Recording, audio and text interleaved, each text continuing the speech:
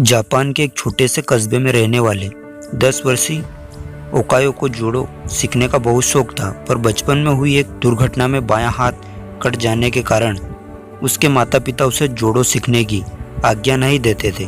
पर अब वो बड़ा हो रहा था और उसकी जिद भी बढ़ती जा रही थी। अंततः माता पिता को झुकना ही पड़ा और वो ओकायो को नज़दीकी शहर के एक मशहूर मार्शल आर्ट्स गुरु के यहाँ दाखिला दिलाने ले गए।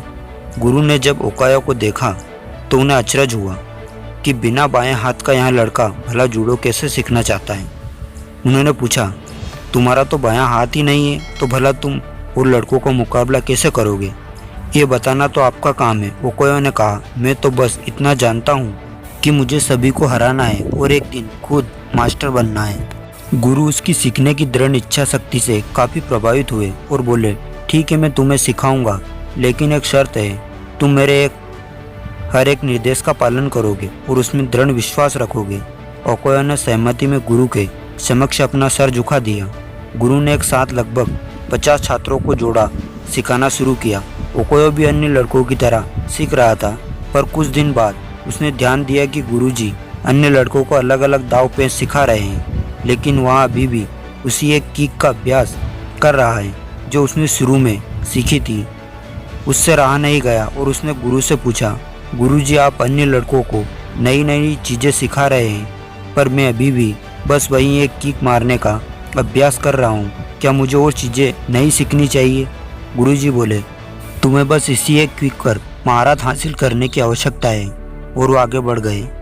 ओकायो को स्नेह हुआ, पर उसे अपने गुरु पे पूर्ण विश्वास था और वहाँ फिर अभ्यास में जुट गया। समय बीतता गया और देखते देखते 2 साल गुजर गए, पर ओकायो उसी एक किक का अभ्यास कर रहा था। एक बार फिर ओकायो को चिंता होने लगी और उसने गुरु से कहा, क्या अभी भी मैं बस यही करता रहूँगा और बाकी सभी नई तकनीकों में पारंगत होते रहेंगे? गुरुजी बोले, तुम्हें मुझ में यकीन है तो अभ्यास जारी रखो। ओकायो ने गुरु की आज्ञा का पालन करते हुए अगले 6 साल तक उसी एक किक का अभ्यास जारी रखा। सभी को जूडो सीखते 8 साल हो चुके थे। तभी एक दिन गुरुजी ने सभी शिष्यों को बुलाया और बोले, मुझे आपको जो ज्ञान देना था वो मैं दे चुका हूँ और अब गुरुकुल की परंपरा के अनुसार सबसे अच्छे शिष्य का चुनाव एक प्रतिस्पर्धा के माध्यम से किया जाएगा और जो इसमें विजय होने वाली शिष्य को मास्टर की उपाधि से सम्मानित किया जाएगा। प्रतिस्पर्धा आरंभ हुई। गुरुजी ने ओकायो को उसके पहले मैच में हिस्सा लेने के लिए आवाज़ दी। ओकायो ने लड़ना शुरू किया और खुद को आश्चर्यचकित करते हुए उसने अपने पहले 2 मैच बड़ी आसानी से जीत लिए। तीसरा मैच थोड़ा कठिन था, लेकिन कुछ संघर्ष के बाद विरोधी ने कुछ क्षणों के लिए अपना ध्यान उस पर से हटा दिया। ओकायो को तो मानो इसी मौके का इंतजार था। उसने अपनी चूक किक विरोधी के ऊपर जमा दी और मैच अपने नाम कर लिया।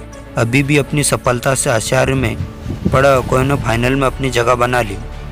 इस बार विरोधी कहीं अधिक ताकतवर और अनुभवी विशाल था। देखकर ऐसा लगता था कि ओकायो को उसके सामने 1 मिनट भी टिक नहीं पाएगा।